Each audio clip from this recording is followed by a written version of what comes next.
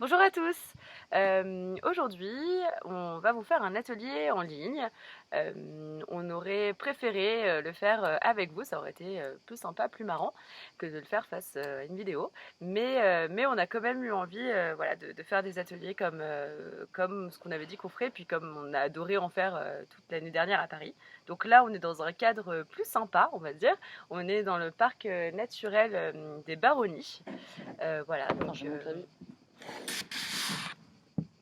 Voilà, on a une très belle vue. oui, on a une vue très sympa et en plus on connaissait les baronnies que de nom parce que en fait on vendait du tilleul des baronnies à l'herboristerie et on savait pas que c'était localisé ici. Donc on est ravis d'être dans ce parc et en plus on voit des tilleuls partout, c'est hyper sympa. Voilà, donc on va vous faire un atelier sur l'alimentation. On va faire les 10 commandements de l'alimentation en naturopathie. On a choisi ce thème-là parce que c'est la base en fait. C'est la base de la santé, c'est la base de la naturopathie. On est ce qu'on consomme et c'est hyper important de faire attention à ça et d'avoir les bases pour pouvoir mettre en place des choses simples et qui font vraiment la différence sur le long terme. Du coup, on l'a fait sous forme de commandement. Comme ça, on doit trouver que c'était plus facile et qu'on s'y perdait moins. On va évidemment vous faire un petit texte récapitulatif pour que vous puissiez vous y référer après la vidéo. Et puis là, on va essayer de vous le faire les 10 points de la façon la plus sympa qu'on puisse. Voilà. Du coup, je te laisse commencer Mathilde avec Ah oui. le premier point. Alors, donc notre le premier point c'est écoutez-vous. Donc ça paraît un peu tout bête comme conseil et un petit peu bateau, mais c'est vrai que c'est vraiment la base, c'est-à-dire de pas, même si bien sûr c'est bien d'avoir des conseils de professionnels, voilà, de nutritionnistes, de naturopathes, etc. Le plus important c'est de savoir vous ce que vous ressentez et ce qui est bon pour votre corps ou pas. Donc c'est déjà au niveau de votre appétit, de ne pas se forcer à manger. On a l'habitude de dire qu'il faut 3 repas par jour, mais il y a des personnes qui vont avoir besoin de manger que 2 repas, ou même un, ou plusieurs, plein de petits repas à des moments différents. Donc ça, c'est à vous de voir. Aussi au niveau de la digestion, de voir qu'est-ce qui passe bien, qu'est-ce qui passe pas bien. Même si on vous dit, je sais pas, manger des carottes c'est très bien, mais vous vous rendez compte que voilà, vous ne les digérez pas, de vous écouter et vous faire confiance. Parce que ça va être, c'est le plus important en fait, c'est la façon dont on va digérer les aliments. Et puis voilà, manger des aliments de qualité, de manger en conscience, de prendre conscience, bon, on va en parler pendant toute la vidéo, mais à quel point, enfin voilà, l'alimentation c'est important à plein de niveaux différents, et que du coup, bah voilà, c'est ce qu'on décide, ce qu'on choisit de mettre dans son corps est très important. Voilà. C'est ça. Alors, le point numéro 2, donc là, c'est les deux premiers points pour contextualiser de façon large, mais qui sont hyper importants. Le deuxième, c'est qu'il faut mâcher. En fait, la première étape de la digestion, elle se fait dans la bouche. C'est quand quand on met les aliments dans la bouche, en fait, les dents, la langue, tout ça, ça va hacher les aliments, ça va pétrir les aliments, ça va les transformer en petits morceaux. Et quand ça va du coup passer, quand on les avale et que ça passe dans le système digestif, c'est déjà beaucoup plus petit et en fait il y a une prédigestion qui s'est faite donc via le côté mécanique des dents et de la langue et via la salive. Il y a aussi des enzymes digestives en fait dans la salive qui commencent à détruire, à désintégrer enfin détruire non parce qu'on garde à décomposer voilà les aliments et ça aide à une meilleure absorption et à une meilleure digestion parce que le travail il a été commencé dans la bouche en fait. Et pour information, il y a beaucoup de gens qui ballonnent beaucoup, qui ont du mal à digérer, qui ont des sensations de lourdeur digestive. L'un des premiers conseils qu'on peut donner, c'est déjà de commencer à mâcher beaucoup plus, de prendre conscience voilà, qu'on est en train de manger, qu'on mâche. Et le petit plus en plus que ça apporte, c'est que plus vous prenez du temps à mâcher, plus vous allez manger lentement. Et du coup, votre corps a le temps de comprendre qu'il est en train de manger. Et il y a une hormone de satiété qui va se mettre en place au bout d'un moment.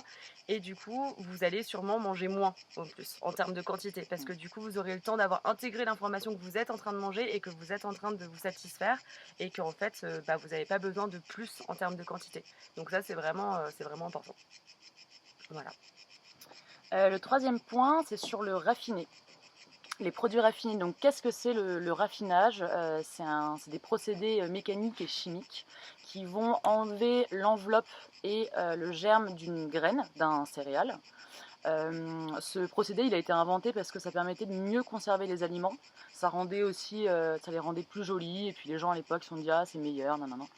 Sauf que c'est, une grosse bêtise parce qu'en fait, c'est dans, le germe et dans l'enveloppe, qu'on trouve 80 des vitamines, des minéraux, donc les molécules qui sont en fait, intéressantes dans les céréales et pour notre santé. 75 aussi des fibres sont, dans ce qui est, donc le germe et l'enveloppe qui est enlevée, au raffinage. Donc du coup, ça donne, des aliments qui sont, certes plus blancs, plus jolis, mais qui sont beaucoup moins intéressants, même voire, pas du tout au niveau, nutritionnel. Parce que, donc ils vont être déjà très indigestes, ils vont rien nous apporter, ils vont être acidifiants. Donc, on va essayer d'expliquer Le rapidement qu'est-ce que concept. c'est acidifiant. Donc, il y a des aliments, donc ça n'a rien à voir avec l'acidité, avec le goût acide. Ça a à voir avec le pH du corps. Donc, le pH, c'est ce qui va définir si quelque chose est plutôt alcalin ou plutôt acide. Donc, on ne va pas rentrer dans la chimie, on va rester très juste là-dessus. Et du coup, il y a un équilibre qu'on doit respecter dans le corps. Et en général, on a une alimentation qui est trop acidifiante, qui va avoir toutes sortes de conséquences délétères sur la santé, de la déminéralisation, de la fatigue, une mauvaise digestion. Donc c'est pour ça qu'en général, on va beaucoup vous parler des aliments qui vont être acidifiants, qu'on va devoir éviter, et surtout de venir balancer avec, équilibrer avec des aliments alcalins ou basifiants. Et du coup, bah voilà, ces aliments, ces céréales acidifiants. Donc quand je dis voilà raffiné, il y a le pain blanc, les pâtes blanches, le sucre blanc, en fait, voilà, tout ce qui est blanc. Et ça va venir aussi nous déminéraliser parce que dans le corps va venir chercher des minéraux dans notre organisme pour venir neutraliser cette acidité. Donc voilà, donc globalement, c'est un peu une catastrophe pour la santé. Après, les céréales, enfin tout ce qui est complet, il faut savoir quand même que c'est moins digeste, surtout au début quand on n'a pas l'habitude. Donc ça va dépendre aussi de votre capacité digestive. Le mieux c'est d'y aller doucement au début, de manger des petites quantités, de commencer aussi par du demi-complet. Vous trouvez ça voilà, en magasin bio, des céréales demi-complètes qui vont être plus digestes. Et après, dernier petit point, on va pas non plus trop rentrer dedans, mais le gluten, si possible, donc éviter les céréales à gluten, au moins les diminuer. Donc on a beaucoup parlé du gluten. Il y a des personnes qui sont allergiques, des personnes qui sont intolérantes, mais toute personne de façon globale ne digère pas très bien le gluten, surtout si on en mange des grosses quantités, genre un gros plat de pâtes blanches avec plein de gluten dedans. Donc voilà, l'idéal, des choses semi-complètes ou complètes et sans gluten. C'est ça. Surtout, au niveau du gluten, je me permets juste de rajouter, c'est qu'on en consomme beaucoup trop. Mm. C'est que au final, on se rend compte, sans l'arrêter totalement, mais au final, en fait, on se rend compte que à chaque repas, il y a du gluten. Parce que surtout, voilà, on aime la baguette, le pain, le bout de pain qui va accompagner le fromage, les tartines du matin, les petits déjeuners un peu enfin, qu'on connaît, qui sont les plus classiques aujourd'hui, mais qui sont clairement pas ceux qu'on recommande. Et il n'y a clairement pas que des tartines de beurre et de confiture qui sont bonnes le matin. Mais c'est vrai qu'on en consomme à tous les repas et c'est le fait d'en consommer euh, de façon excessive qui apporte tous les désagréments que Mathilde vient de citer. Donc déjà juste de prendre conscience de ça et d'en retirer, de se dire qu'on a un apport de gluten dans un seul repas sur les 3 de la Ouais, c'est journée, ça. ça change. Alors le quatrième point qu'on voulait aborder, c'est le fait de manger vivant et de manger cru. On a pris aussi l'habitude de beaucoup cuire tous nos aliments et de pas forcément les consommer nos légumes en cru par exemple. Et en fait, ça serait bien de garder une part de cru dans l'alimentation parce que le cru en fait apporte plus d'eau, apporte plus de nutriments, il y a plus d'enzymes, il y a plus d'oligo-éléments, il y a plus voilà, de nutriments de manière générale. Et quand on les cuit, on en perd beaucoup. Donc après, il y a des formes de cuisson qui sont plus ou moins conseillées parce que voilà, au-delà de 100 degrés, en fait, on perd la plupart de tous des nutriments qu'il y a. Quand on fait des cuissons plus douces, on peut juste décrudir par exemple les légumes ou alors on peut cuire à la vapeur et là ça permet de garder un peu la totalité des nutriments de ce qu'on est en train de cuisiner. Donc c'est quand même voilà, c'est quelque chose qu'il faut avoir en tête parce qu'on perd beaucoup et de manière générale c'est vrai que quand on achète un produit, le travailler le moins possible, alors ça veut pas dire qu'il faut arrêter de cuisiner, loin de là, mais le fait de le transformer moins et de le consommer un peu dans son état brut, ça fait que c'est plus riche en fait en apport de nutriments. Voilà, et donc du coup j'en profite pour aborder le point bio. Euh, Privilégier du bio, évidemment, de toute façon on le dit, on le sait. Surtout quand vous mangez cru en fait, parce que du coup, pour manger cru pour garder le plus de nutriments possible, sur un légume bio, vous en aurez beaucoup plus, alors que sur un légume qui est en agriculture intensive avec des pesticides, c'est vrai que de base déjà, il y aura déjà beaucoup moins de choses, déjà il y aura beaucoup moins de goût, de ce que le côté gustatif, et puis après vous aurez beaucoup moins de nutriments dedans, quoi. Voilà, donc ça, Et il c'est y a important. le fait aussi que les nutriments, ils sont souvent dans les légumes, dans les végétaux, ils sont souvent dans la peau. Et donc c'est pas mal en fait de manger la peau, de pas tout éplucher. Mmh. Mais c'est vrai que dans le bio, c'est aussi, enfin dans le non bio, Dans c'est le non aussi bio, là où c'est vont aussi, se ouais. loger les pesticides. Donc c'est vrai que voilà, nous on va manger la peau quand c'est du bio, et si on doit manger quelque chose de non bio, bah, on va On va plutôt retirer la peau, ouais, ouais. vouloir éplucher à ce moment-là. Le cinquième point, c'est les produits laitiers. Donc les produits Gros sujet. laitiers, ouais, gros sujet. Donc voilà, on a longtemps fait la publicité, la fameuse pub, les produits laitiers, nos amis pour la vie, tout ça. Ouais, incroyable Euh, quand même, le slogan. Sauf qu'en fait, les produits laitiers, voilà, ne sont pas du tout nos amis et qui sont surtout Pas pour la vie. très mal digérés. En fait, les produits laitiers, c'est très bien quand on est un bébé. On en a besoin à ce moment-là. On a besoin du lait de la mère, un lait qui est digeste pour nous, qui nous convient. Mais en grandissant, on va perdre cette enzyme qui nous permet de digérer le lait. Et du coup, ça va devenir problématique et indigeste, surtout quand on en consomme beaucoup trop dans notre alimentation, entre justement le lait, les yaourts, la crème, le fromage. Voilà, il y en a énormément. Et ça peut être responsable en fait de beaucoup de problèmes de santé. Donc il y a plein d'intolérances, plein de problèmes de maladies inflammatoires, d'allergies. euh, de tous les problèmes articulaires aussi souvent Les douleurs, ouais. ouais, sont vachement en lien. Tout ce qui va être arthrite, arthrose, Arthrose. ostéoporose, le problème de gouttes, tout ça. Enfin, en général, on conseille la première chose à faire si vous souffrez de ce genre de maladie, premier truc à faire, d'arrêter ou au moins Problème diminuer de les peau produits aussi. laitiers, problèmes de peau aussi, Eczéma, eczéma, lépine, acné, ouais. tout ça.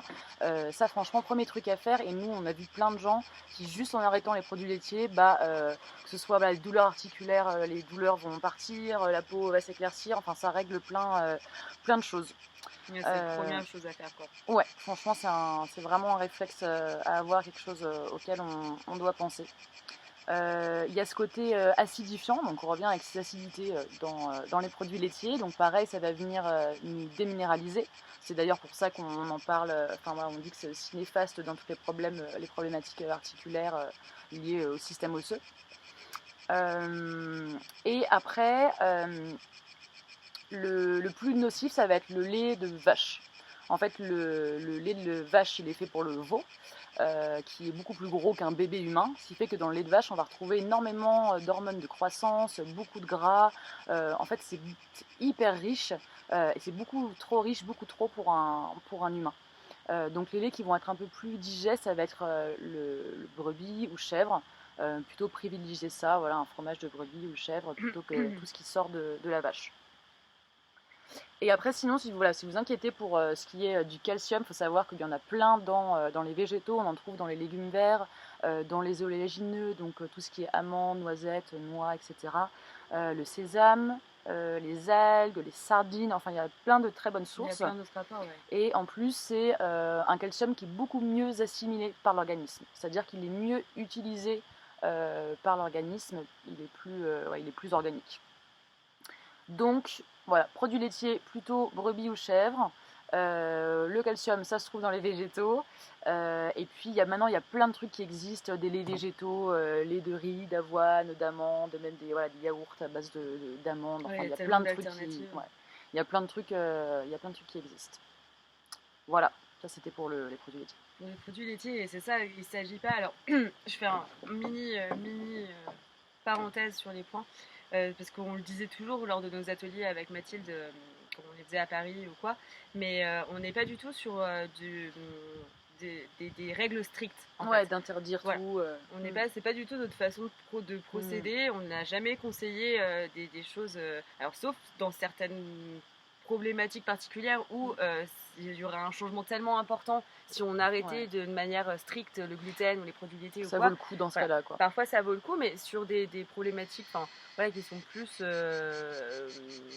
de la vie de tous les jours, des problèmes digestifs, ou voilà, on a envie de changer certaines choses, essayer de mettre des choses en place, mais petit à petit. Alors il ne s'agit pas de genre diminuer quelque chose qui soit si petit que vous ne vous rendriez pas compte de la différence, mais juste de prendre conscience qu'en fait c'est pareil, les produits laitiers, le lait ou le fromage, on en a tout le temps à tous les repas. Et si vous faites déjà un repas sans ni gluten ni produits laitiers, oui, bah ça y aura déjà du mieux en fait. Ouais, c'est ça. ouais. C'est de juste prendre conscience, parce que nous, donc, voilà, donc nous personnellement, on n'a pas arrêté les produits laitiers, on n'a pas arrêté le gluten non plus. Par contre, c'est vrai qu'on l'a On en vachement mange moins, remplacé, quoi. mais beaucoup moins, parce que Ouais. avant c'était les pâtes, voilà, les pâtes chaudes ou les pâtes, salade de pâtes et le pain et le fromage et le sandwich et le machin.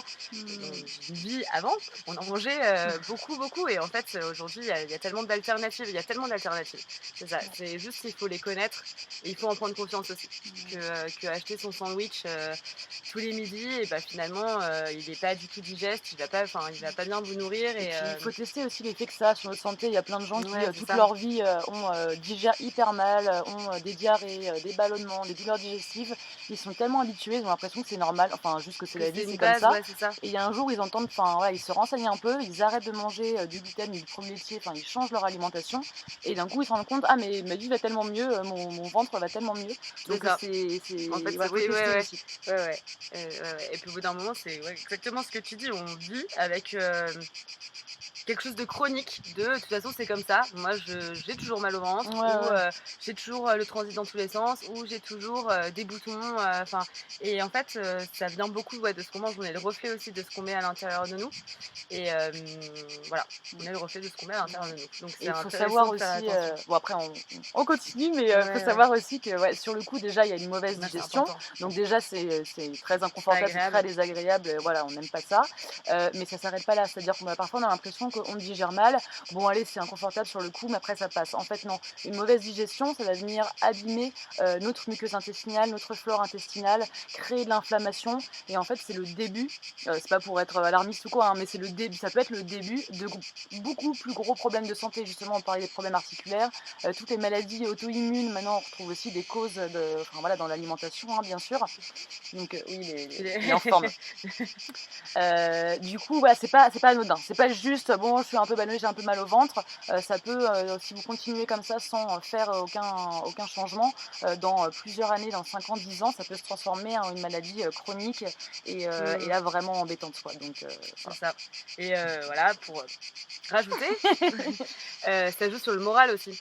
Ouais. Enfin voilà, un plat que vous avez du mal à digérer, où il y a des lourdeurs digestives, où voilà, où il y a plusieurs choses qui se mettent en place, où ça déséquilibre totalement le transit ou quoi. Voilà, ce qui se passe à l'intérieur du ventre, ça joue aussi directement. Ça a un impact direct en fait sur le moral.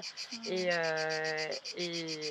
manger des choses, bon, on va en parler aussi après, mais des choses qui sont meilleures pour la santé, qui sont même plus belles visuellement, qui sont plus digestes, ça fait un mieux-être général sur tous les aspects. Ça résonne sur le reste, quoi. Voilà, alors pour repartir sur les points dont voulez-vous parler, on va parler du gras. Voilà, et on va parler des oméga 3. On parlait des oméga 6 aussi, mais c'est les oméga 3 qui nous intéressent le plus. Du coup, du bon gras, à contrario du mauvais gras. En fait, on a fait pendant hyper longtemps la guerre aux glucides. Non, lipides, pardon. On a fait, parce qu'on fait toujours la guerre aux glucides. Alors, on a fait pendant hyper longtemps la guerre aux lipides, comme quoi il fallait arrêter le gras, comme quoi ça faisait grossir, que c'était pas bon pour le cholestérol, pour tout ça. ça. En fait, il faut pas arrêter tous les gras. C'est pas c'est faux. Alors, dans le gras, en fait, on a les acides gras saturés, les acides gras polyinsaturés. Nous, ce qui va nous intéresser là dans cette partie, je vais parler des polyinsaturés. Il faut bien évidemment garder des acides gras saturés. En fait, on a besoin En plus petite de quantité, tout, quoi. voilà, mais dans des rapports, dans des ratios différents, quantités différentes. Et en fait, ce qui se passe là où on va insister aujourd'hui, c'est que dans notre alimentation actuelle, on a beaucoup d'apports d'acides gras saturés et on n'a pas assez de polyinsaturés et notamment d'oméga 3. Donc, on a les oméga 6, les oméga 3 dans les polyinsaturés. Et en fait, dans notre alimentation actuelle, parce que donc, les acides gras, enfin les oméga qui nous intéressent, on va les trouver dans ce qui va être donc le bon gras, dans les huiles, dans les oléagineux, dans des graines, dans les poissons.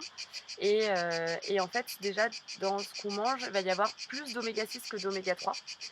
Et en plus, notre corps, il transforme plus rapidement les oméga 6 que les oméga 3. Voilà. Donc, on a un plus grand apport d'oméga 6.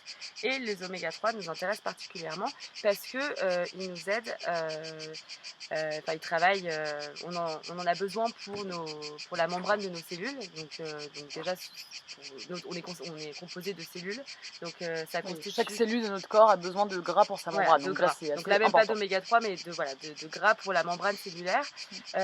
Ensuite, c'est intéressant pour le bon fonctionnement du cerveau, pour la mémoire, pour la gestion du stress, pour travailler sur les facultés cognitives. Le cerveau c'est Euh, 60% de gras, donc pareil, donner du bon gras, on voit à quel point c'est Voilà, important. on connaît tous la phrase que nos grands-mères nous disaient de manger du poisson parce que c'est bon pour la tête. Et ben c'est vrai. Voilà, il faut manger du poisson. Il faut manger du poisson. J'y reviens juste après. Mais il faut pas du tout éliminer tout le gras. Ne plus consommer d'huile, c'est une aberration par exemple. Alors après, il faut bien choisir son huile. Ça c'est un autre débat. Mais il faut continuer à consommer du gras et c'est important même pour la santé de la peau. Notre peau, c'est une barrière, c'est hydrolipidique, ça veut dire qu'il y a de l'eau et il y a de l'huile aussi. Il y a des lipides. Donc c'est hyper important d'en consommer. Voilà, ça protège même le système cardiovasculaire. Ça a des propriétés anti-inflammatoires, donc hyper aussi intéressantes, sachant que la plupart de notre alimentation est inflammatoire et que voilà, on souffre beaucoup de problématiques inflammatoires. Ça agit sur d'aspects différents. Donc c'est important d'en consommer. Donc où est-ce que vous les trouvez? Donc pour les personnes végétariennes qui ne mangent plus de poisson, on va les trouver dans des huiles végétales riches en oméga 3. Donc les plus riches, ça va être l'huile de lin, l'huile de cameline, l'huile de noix, l'huile de chanvre, l'huile de colza. Donc la colza, ça va être la plus stable. Donc ce qu'il faut savoir, le mot stable est important. C'est-à-dire que les oméga 3, ils s'oxydent rapidement. Donc dans les huiles, il faut les consommer assez rapidement. Donc prenez plutôt des petites bouteilles d'huile, et la laisser au frigo aussi par exemple. Mais voilà, une huile de lin à base de 1 cuillère à soupe par jour, c'est un bon apport d'oméga 3. Après, si on consomme du poisson, ce qui va être la source la plus rapide en fait et celle qui va être la plus riche en oméga 3, ça va être les petits poissons gras, type sardines, maquereaux, anchois, et en manger à peu près 3 fois par semaine. Après, les autres poissons, ils sont plus gros. Alors, il y a la problématique de l'apport des métaux lourds. Donc voilà, donc on ne peut pas être gagnant partout. C'est pas simple. Voilà, c'est pas simple aussi de savoir quoi choisir. Aujourd'hui, vu qu'il y a plein de pesticides, il y a plein de métaux lourds dans les choses, il y a plein de choses qui sont mauvaises pour la santé. Et donc, c'est pas évident de toujours faire la part des choses. Mais par exemple, du saumon et du thon, on le limite à 1 fois par semaine, à une consommation 1 fois par semaine pour justement pas que ça devienne délétère sur un autre plan. Voilà, je crois que j'ai tout dit. Ah oui, dans le ratio, donc j'en parlais donc au début, le ratio oméga 6, oméga 3. En fait, ce qu'on conseille, ce qu'il faut avoir comme ratio, c'est à peu près 4 fois plus d'oméga 6 que d'oméga 3. Et en fait, aujourd'hui, on en consomme 30 fois plus. Donc c'est énorme. Et en plus, ce que je disais au début, je ne sais pas si j'ai été très claire, c'est que vu qu'ils arrivent en même temps via le même produit, le corps va d'abord transformer l'oméga 6 et du coup parfois l'oméga 3 est complètement oublié, complètement zappé et on se concentre que sur les voilà, il passe à la trappe, on se concentre que sur les oméga 6.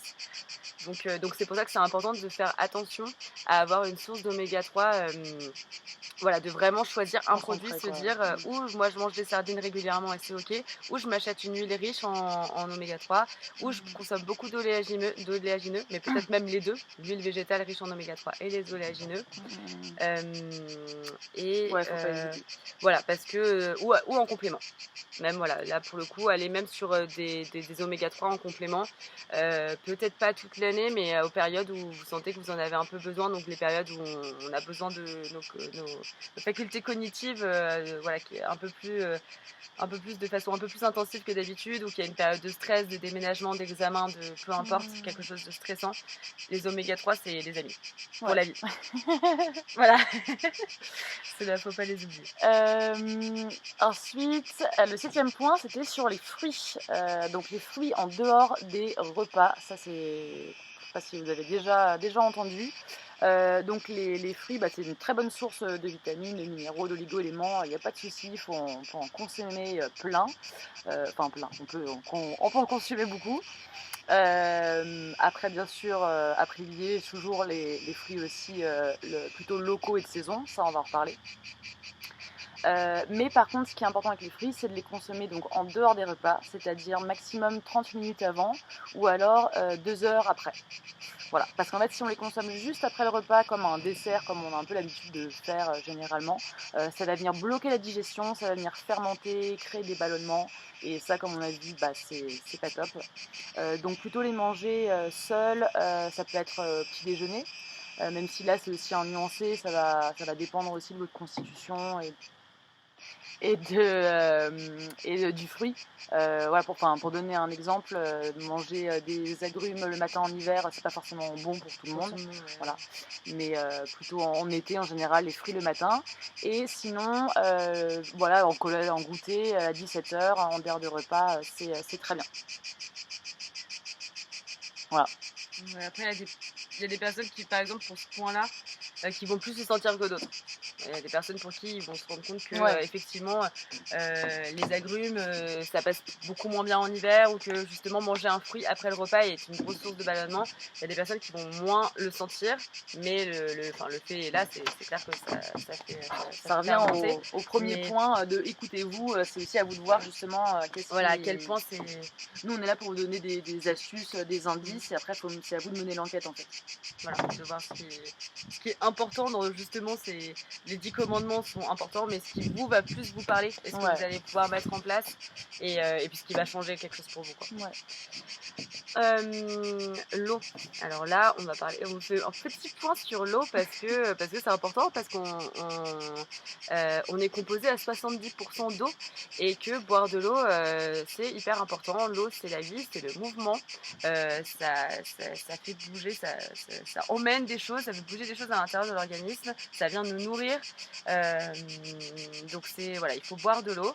Ça vient nettoyer aussi l'organisme. Voilà, ouais, ça vient nettoyer. D'ailleurs, on dit souvent en naturo, on conseille une eau peu minéralisée, ce qui n'est pas conseillé par tout le monde. Donc voilà, ça, on le sait. En tout cas, en naturo, on conseille plutôt une eau non minéralisée, et on dit souvent que on consomme de l'eau pour ce qu'elle l'emporte et pas pour ce qu'elle l'apporte. Donc le côté nettoyage, comme disait Mathilde, ça va venir, voilà, ça emporte des choses, ça fait fonctionner les reins. Après, on va aux toilettes, on fait pipi. Enfin voilà, ça fait bouger les choses, ça met du mouvement, et c'est Cycle de hyper l'eau. important. Voilà, mais c'est hyper important, on en a besoin. Euh, et voilà, ça aide au bon fonctionnement du corps, au bon fonctionnement des cellules. Plutôt boire de l'eau en dehors des repas. On conseille à peu près 1,5 litre par jour. Pour certaines personnes, ça peut être mais 2 fois plus, quoi. En fait, ça dépend aussi. L'eau, c'est une question d'habitude. C'est-à-dire qu'il y a des personnes aussi qui disent mais moi, j'aime pas l'eau, j'aime pas boire, je ressens pas la soif. En fait, c'est une question d'habitude. Plus vous allez boire, plus vous allez habituer votre corps à recevoir de l'eau, et plus vous allez être en demande d'eau. C'est juste une question de se réhabituer, donc peut-être se forcer un peu au début. Mais bon, bon là ça sera pas dommage de le faire, ce sera bien. Je vais vous forcer un peu, mais bon après ça vous nourrira plus. Et ah oui, autre chose importante aussi, il faut boire avant d'avoir soif. Mmh. Quand vous avez soif, c'est déjà signe que vous êtes déshydraté. En fait, la soif, c'est un signal d'alerte que votre corps vous envoie pour vous rappeler au fait vous rappeler de boire. Voilà, on va se servir un petit peu d'eau. Ouais, soif. Mais voilà, il faudrait en fait toujours anticiper et toujours boire un petit verre d'eau avant même d'avoir soif. Et merci. Et voilà. Donc après, par exemple, pareil au niveau de l'eau à choisir. Le top, c'est une eau de source filtrée ou osmosée. Les systèmes de filtres inversés par osmose. Enfin, il y a plusieurs filtres qui sont très intéressants. On va pas rentrer dans la vente de filtres, mais c'est vrai que voilà, il y a tout un débat sur l'eau en bouteille, Ouais. pas en bouteille, le plastique, l'eau du robinet, pas du robinet. Votre position, votre choix, mais en tout cas, il faut boire de l'eau. Ouais. Et c'est vrai que ça fait partie des conseils un peu bateaux comme le fait de bien mâcher où on a l'impression, limite on vous dit ça et on sait que ça va rentrer par une oreille, sortir par l'autre parce que ça a tellement été dit et redit qu'on n'y pense plus. Mais ouais, c'est tellement important pour tellement de choses dans le corps et ça pareil, il y a déjà des personnes qui m'ont dit, voilà, j'ai commencé à boire de l'eau et il y a plein de choses qui allaient mieux d'un coup dans mon corps, quoi. J'avais une plus belle peau, j'avais plus Ah ouais. d'énergie, enfin c'est Sur la tellement, ouais, c'est sécheresse de la tellement peau bête aussi, enfin, ouais. qu'on n'y pense pas Ouais. forcément et les gens se rendent pas compte. C'est-à-dire que moi, il y a des gens qui disent mais si je bois de l'eau et en fait ils boivent 3 verres d'eau par jour et ils disent bah oui, oui regarde, j'ai bu de l'eau, j'ai bu 3 verres d'eau par jour. En fait c'est rien, enfin faut vraiment boire Faut plus vraiment que boire ça, plus. quoi. Et après, donc, nous, on conseille aussi de boire avec des plantes si vraiment l'eau ne passe pas. C'est-à-dire de prendre une tisane, on peut la boire chaude l'hiver, glacée l'été. On conseille aussi beaucoup les eaux florales qui sont voilà, Ouais. des eaux aromatisées, c'est pas le bon mot, mais vous pouvez me mettre de l'eau florale de menthe ou de fleurs d'oranger ou de romarin, quelques gouttes dans votre bouteille d'eau et en fait ça va apporter un autre goût, ça sera peut-être plus agréable à boire. Ça peut être une façon de rajouter du liquide Ouais. dans la vie de tous les jours, mais c'est quand même important de préserver aussi de l'eau pure quoi. Ouais. Donc même Surtout, si à côté vous buvez autre chose, mais ouais, surtout au niveau des tisanes, parce que c'est vrai que c'est. Enfin, bon, les tisanes, on va pas dire le. Enfin, nous on adore ça, c'est pas. On va ouais, pas dire le contraire, voilà, c'est génial, c'est thérapeutique, c'est on fera top. toute une vidéo dessus plus tard, mais Voilà, là on passe. mais par contre, c'est pas ça qui va venir nous hydrater forcément, surtout si dans les plantes qu'on boit, il y a des plantes diurétiques, donc des plantes drainantes, qui vont aider, qui vont chasser l'eau. Enfin, voilà, c'est parfois les gens aussi boivent beaucoup de tisane en disant: «Non mais je m'hydrate, je bois plein de tisane», mais la tisane va pas aussi bien hydrater, elle va apporter d'autres choses, mais elle va pas aussi bien hydrater que de l'eau, pure. Voilà, donc Ouais. faut faire les 2. Faut Et bien avoir les 2. je rajoute un petit tips en plus. L'eau, la première chose que vous devriez faire de votre journée en vous réveillant, c'est boire un verre d'eau. Avant toute chose. Parce que ça remet, avant le café, avant de manger un truc, avant toute chose, vraiment boire un verre d'eau parce que ça remet l'organisme en fonctionnement en fait. Parce que donc la nuit, il se nettoie. En fait, l'organisme se nettoie. Euh, les organes se régénèrent. Enfin, il se passe plein de choses pendant la nuit. Et du coup, le matin, quand vous vous réveillez, que vous buvez directement votre café ou que vous mangez quelque chose, en fait, c'est un peu agressif et ça serait plus sympa pour l'organisme de boire juste un verre d'eau avant. Même vous, ça va vous faire du bien en fait. Hein. Ouais. Et puis comme ça remet en mouvement, même peut-être que voilà, vous allez entendre des choses qui se passent, ça remet en mouvement l'organisme et puis après, vous commencez votre journée. Ça peut déjà permettre de faire rentrer un verre d'eau dans votre quotidien en plus. Quoi. C'est ça, déjà. Voilà. Ensuite, 9e point, les légumes. Manger des légumes, donc encore, ouais, encore un conseil un peu bateau, mais hyper important. En fait, on dit qu'idéalement, les légumes, ça devrait représenter la moitié de notre assiette. Et comme on vous disait, donc nous, on n'est pas pour quelque chose de très strict et tout ça. On croit vraiment Donc, faut se faire plaisir.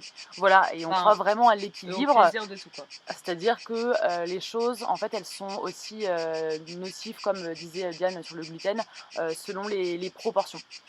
Donc on peut manger des produits laitiers, on peut manger du sucre, on peut manger des choses pas forcément top, si on en mange en petite proportion. alimentation. Et une bonne façon de s'assurer de ça, c'est d'augmenter la part de légumes dans notre alimentation, ce qui fait qu'on va aussi moins manger du reste. Et les légumes, c'est hyper intéressant parce que du coup, ça n'a pas beaucoup d'inconvénients. Et ça va nous apporter des minéraux, des oligo-éléments, des fibres. C'est pas trop riche en mauvais gras, en gras saturés. C'est pas trop riche en glucides. En tout cas pas en glucides raffinés. Donc c'est vraiment un conseil important de augmenter la part de légumes dans votre alimentation avec du cru et du cuit. Donc comme on disait, voilà, le cru est aussi très intéressant, il faut un petit peu des deux. Il y a une petite astuce qu'on aime bien qui est le fait de manger coloré, ce qui va permettre de s'assurer qu'on a tous les nutriments, qu'on a plein de nutriments en fait différents. Parce que la couleur des légumes, elle leur vient justement de certains nutriments. Donc par exemple, les légumes oranges sont riches en bêta-carotène, qui est très bon pour la peau, pour les yeux. Les légumes verts, ils vont être riches en chlorophylle, en vitamine C, en magnésium, en calcium. Les légumes rouges, comme la tomate, c'est riche en lycopène, qui est un antioxydant hyper puissant. Donc en ayant une assiette hyper colorée, en fait on est sûr d'avoir un peu tout le tableau, d'avoir tous les nutriments différents devant nous. Voilà. Et en plus, on digère mieux ce qu'on trouve appétissant. Enfin, c'est hyper important aussi pour le processus de salivation, de digestion. Si on a une belle assiette, on va beaucoup mieux la digérer. Donc, on prend plaisir à manger. En fait, c'est le. Désolée, je t'écoute, t'as fini? Ouais, vas-y. L'importance du plaisir en fait, parce que manger c'est quelque chose qu'on fait plusieurs fois dans la journée, qui est primordial et qui est vital parce qu'on en a besoin pour vivre, mais je sais pas, il y a des moments où on le fait par automatisme, où on mange, on s'écoute pas, on sait même plus qu'on est en train de manger, on regarde la télé, on regarde une série, on bouquine, on est sur le téléphone en même temps, on sait plus vraiment, et prendre conscience qu'on est en train de se nourrir, qu'on a fait même la cuisine avant par exemple. C'est des moments en fait qui sont hyper importants. Même je dis pas de passer 1 heure au fourneau, hein, pas du tout, mais juste d'avoir pris plaisir à découper 3 légumes et de les avoir mis ensemble parce que c'est des couleurs un peu différentes, et puis après de prendre plaisir de manger son assiette.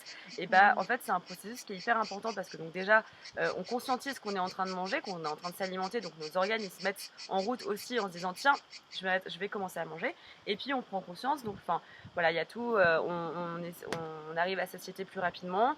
On a apprécié, on sait ce qu'on a mangé aussi, parce qu'à force d'acheter des choses déjà préparées, malheureusement, on n'est pas forcément... Ouais, je voudrais rebondir sur le côté cuisiner.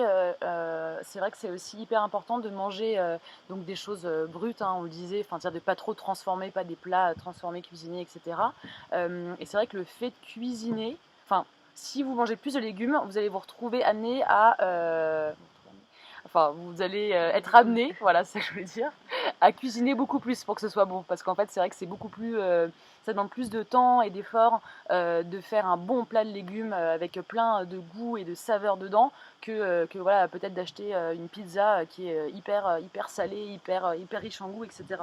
Donc manger plus de légumes, ça demande de cuisiner plus, mais ce qui est une très bonne chose parce que ça permet justement, comme tu disais, de reprendre conscience aussi de ce qu'on mange et de reprendre conscience de qu'est-ce que c'est la nourriture, même à un niveau écologique. Quand on prend le temps de venir éplucher chaque légume l'un après les autres, on est là genre c'est un travail en fait.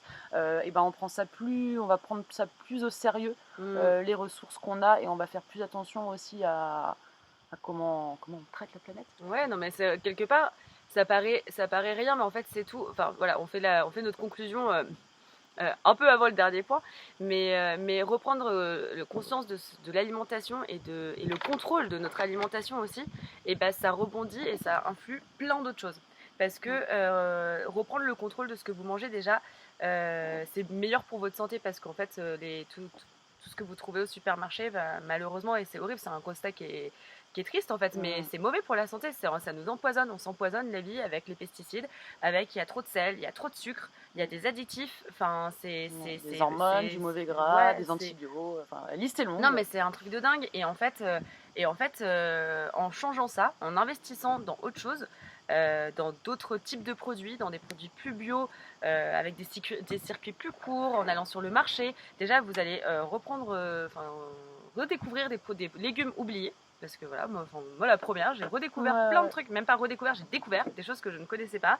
J'ai beaucoup plus d'habitudes qui sont beaucoup plus faciles à mettre en place parce que du coup, du coup j'ai repris des nouvelles habitudes, même planter sur son balcon ou quoi des petits aromatiques que vous pouvez venir agrémenter votre salade d'aromatiques, ça va donner plus de goût, ça va aussi apporter d'autres nutriments.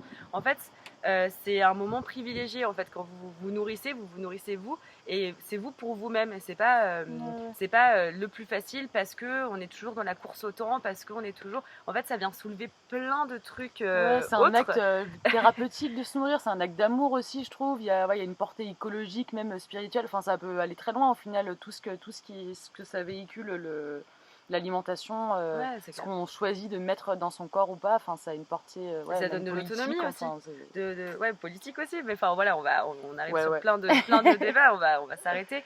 Mais c'est clair que ça redonne aussi de l'autonomie, de savoir faire des bons petits plats avec ce que vous avez sur la main, savoir, voilà, vous avez 3 trucs dans le frigo qui traînent, vous savez comment, vous comprenez un peu plus comment les assembler, ou planter des petites choses, enfin voilà, ça redonne de l'autonomie en fait, de plus être dépendant des plats préparés et des supermarchés qui servent des choses aberrantes en excès parce qu'on arrive dedans et qu'il y a des colonnes entières de produits en ligne, enfin, voilà, et des choses aussi qui ont été préparées il y a 3 jours que vous allez manger, qui sont plus fraîches, qui sont plus bonnes, même si c'est des légumes dedans en fait. Bon bah si la pomme, enfin voilà, elle a été cueillie il y a 1 an et que elle est coupée depuis 3 jours sous vide, sous du plastique, enfin. C'est clair, ça dépend de la qualité, c'est pas parce qu'il y a deux tranches de tomates sur votre pizza que. Voilà. Donc c'est intéressant. C'est important, voilà, c'est important de prendre donc l'expression que je dis là depuis 2 jours parce que je l'ai entendu dans une vidéo qui m'a marqué, mais de dézoomer, de pas juste se dire que ah oui mais bon faut pas manger, faut manger un peu mieux parce que c'est bon et parce qu'on nous a dit que c'est mieux. C'est bien plus large que ça en fait, ça vient toucher, reprendre le contrôle de son alimentation. C'est pour soi, c'est pour la planète, c'est politique, c'est économique, c'est écologique. Économique, c'est pas celui que je voulais dire, mais aussi.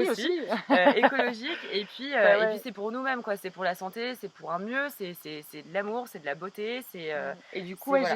j'ai pas insisté sur le point, le côté manger des légumes. À la base, on parlait de ça, mais quels légumes aussi. Et du coup, le fait de manger, là, on en parlait, des légumes locaux.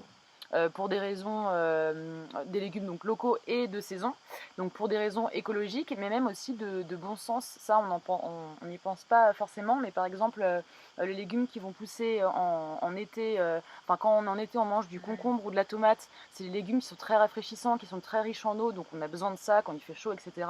En hiver, on va avoir plutôt des légumes racines, de la pomme de terre, des choses comme ça, qui vont être plus nourrissantes, qui vont être plus riches en glucides aussi, donc qui vont nous ramener plus d'énergie. Donc il y a aussi un sens, au-delà de la portée écologique qui est primordiale, il y a vraiment un sens à manger des choses locales qui poussent autour de chez nous et qui poussent pendant la saison. Donc la nature, elle fait bien les choses. Si ces légumes, ils sont apportés, enfin ils poussent pas loin de chez nous et à ce moment-là, c'est qu'on en a besoin à ce moment-là. Donc c'est une autre façon aussi de le voir. Voilà, et donc pour terminer cette vidéo sur l'alimentation, le dernier point qu'on va aborder, c'est la viande, évidemment, parce que c'est quand même un sujet très important et très vaste aussi. On va pas pouvoir parler de tous les débats qu'il y a autour de la viande. Nous, on va se concentrer sur le lien avec la santé. Et en fait, donc déjà, ce qu'il faut savoir, la première phrase de base que vous devez déjà connaître, mais qu'on va répéter, les protéines, on les trouve pas que dans la viande. Les protéines, ça se trouve aussi ailleurs, ça se trouve aussi, il y a aussi des protéines végétales dans les légumineuses, dans les céréales, dans les algues, dans les oléagineux. Donc les oléagineux, pour info, c'est les noix de cajou, les noisettes, les amandes, ces choses-là. On en parlait aussi pour l'apport d'oméga 3. Voilà, et donc après il faut ruser un peu parce que par exemple, parce que dans les protéines, on a besoin de 8 acides aminés essentiels que vous avez directement dans les viandes. Et quand vous prenez des protéines végétales, il faut assembler céréales et légumineuses ensemble pour avoir les 8 acides aminés essentiels. Voilà. Donc il y a des petites choses à connaître quand on est végétarien dur. Mais bon, après, quand on est végétarien, on a toujours un apport avec du fromage, avec des œufs, de protéines, donc il n'y a pas de souci. Quand on est vegan, c'est un autre débat, on ne va pas rentrer dedans. Faut faire Voilà. encore plus Faut faire attention, encore quoi. plus Faut attention à son bien apport. renseigner. Mais par contre, donc ça, c'est un choix de régime alimentaire qui est donc libre. Chacun est libre de le faire ou pas.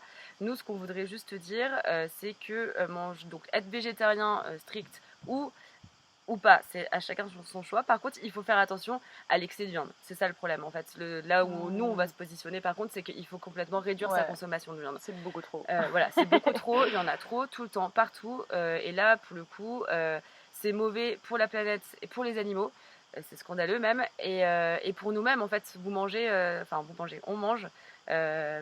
des animaux qui sont maltraités, qui sont nourris aux antibiotiques et aux hormones. Et ça s'efface pas en fait. C'est quand une fois que c'est dans votre, faut que j'arrête de dire votre parce que voilà, c'est nous, Oui, c'est la planète. Enfin, c'est pas du tout un message qui se veut culpabilisant ou quoi, mais c'est juste qu'il faut prendre conscience que en fait, une fois que ça se retrouve dans notre assiette, et ben il y a toujours les traces des hormones, il y a toujours les traces des antibiotiques et il y a aussi les traces de la souffrance animale. Et on mange en fait des choses qui sont voilà, on parlait tout à l'heure voilà, de ce côté de mettre de l'amour, de la couleur, de prendre conscience, d'être fier aussi. Enfin, en fait, quelque part, il y a une fierté aussi de s'être préparer une assiette avec des légumes locaux et de saison et dont voilà, on est content de les manger.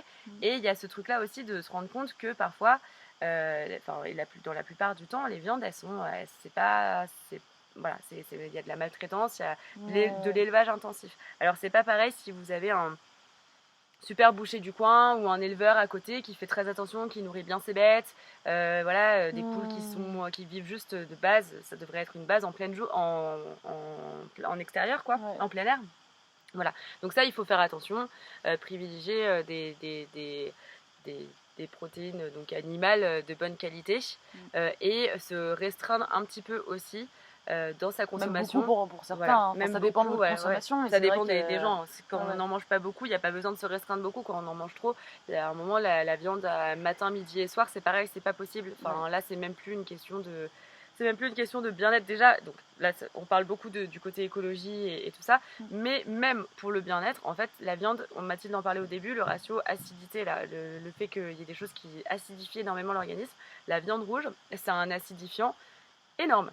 C'est énorme, ça apporte beaucoup d'inflammation à l'intérieur du corps, c'est difficile à digérer, on n'en a pas besoin en fait tout le temps. Alors il y a des moments où il y en a besoin, ça m'est arrivé une fois, j'aime bien, je ressens à chaque fois, d'avoir besoin de viande maintenant tout de suite. J'avais une grosse envie de viande et voilà, le corps en avait besoin, on a des besoins et ok. Et puis dans l'histoire aussi, on s'est nourri, il y a le côté chasse de l'homme, enfin même dans la nature en fait. Donc là c'est un autre débat, on va encore plus loin. Mais c'est pas une question de dire qu'il faut complètement arrêter, c'est juste prendre conscience que voilà, que c'est dans une... c'est continuer à alimenter un système qui est pas viable et qui ne va pas. Et puis que c'est aussi très, très mauvais, très délétère pour sa propre santé. Donc les viandes rouges sont pires que les viandes blanches. Au niveau de la digestion et de l'apport justement l'acidifiant en fait qui va donc apporter l'acidité dans le corps. Donc privilégier les viandes blanches aux viandes rouges et limiter l'apport en fait. L'apport par semaine. Ça peut être aussi encore cette histoire de proportion, c'est-à-dire au lieu de se faire un gros steak, si on a juste, je sais pas, quelques petits bouts je sais pas, quelques lardons, enfin, dans une salade, ça va quand même être mieux que qu'un énorme bout de steak, donc c'est ça aussi quoi. Voilà. Donc oui, c'était pas du tout, j'avoue, j'ai l'impression d'être partie un peu. Non, mais encore tu restes très. Enfin, moi je pourrais être beaucoup plus extrême encore. Donc, on a envie de rester un minimum soft parce qu'on n'est pas là pour être moralisatrice ou quoi que ce soit, mais c'est juste que c'est des informations qu'il faut avoir. Et en fait, une fois qu'on les connaît, la plupart du temps, c'est du bon sens et on agit autrement. Mais c'est vrai que le système actuel fait en sorte qu'on n'ait pas forcément les bonnes informations au bon moment. Et c'est un travail personnel de recherche et c'est une façon de redevenir acteur aussi de nos choix de vie et de notre vie, tout simplement parce que voilà, on est habitué à ce que tout se fasse, tout roule, tout est comme ça, il y a de la viande partout quand on va au restaurant et on en mange tout le temps et puis on a envie d'une mangue qui pousse à l'autre bout du monde, mais on en a envie maintenant en plein hiver, en plein mois de décembre, ben on peut quand même l'avoir, en fait on a tout le temps et c'est vrai que c'est important de se rappeler que les choses c'est pas censé être comme ça. Et puis certainement à un moment ça sera plus comme ça parce qu'on en aura trop profité et trop abusé. Donc voilà, donc c'est important de commencer à reprendre un petit peu Ouais. voilà, les choses en Bonnes main et habitudes. puis les bonnes habitudes et puis conscience de ça surtout. Ouais. Et encore une fois, ça agit tellement. Enfin, on le fait pour soi, on le fait pour la planète, pour les autres, pour les générations d'après, pour sa santé, pour son moral. Enfin, c'est. Ouais, Voilà. ça afflue, c'est comme si voilà, il y avait une mini graine, un mini point, une mini boule, et que voilà, il y avait je sais pas combien de flèches autour, de répercussions positives Ouais, qui allaient c'est se clair. mettre en place. Et puis après, sur une flèche, sur un autre point, il y aura encore plein Ouais, d'autres flèches. ouais, ouais. Voilà, bon, après ça devient grand. Mais la dernière fois, on a fait, je sais plus avec qui, on a fait un live sur Instagram où on nous demandait quelle était la première chose selon nous à changer dans nos vies. Mm. Voilà, en rapport avec la naturopathie, avec le bien-être en général. Et je pense que l'alimentation, enfin, reprendre conscience de tout ce qu'on vient de dire, c'est Ouais, une première, c'est énorme, c'est ouais. énorme. C'est une première base et c'est énorme en même temps parce que du coup, ça va voilà, se répercuter sur tellement d'autres aspects que ça va rebondir et voilà. Et Voilà. c'est chouette. Bah, ça me paraît une bonne conclusion. Ouais, voilà. Du coup, bah écoutez, on espère que c'était pas trop long parce qu'on voulait la faire plutôt sur un format de 35 minutes, 40 Ouais, ça minutes. laissait un peu Bon, emporter, on mais s'est un peu, voilà, c'est ça, hein, c'est toujours le moment du début où on a un peu du mal à se mettre dans le format vidéo et puis à la fin, on s'alimente toutes les deux et puis on fait que parler. Voilà, donc j'espère que c'était ok, que vous avez retenu les bonnes informations, les bonnes bases. Évidemment, au cas où, vous pouvez nous contacter, il n'y a pas de ouais, souci. n'hésitez Puis pas de à toute façon, envoyer on un mettra un petit mail ou quoi que texte ce soit s'il y a des si questions par besoin. rapport à la Des questions vidéo. précises, ouais. Et Voilà, puis ça marche. voilà, bah, on vous souhaite une belle journée. Nous, on va Une aller belle se journée, promener. c'est ça. Et puis à bientôt. Salut!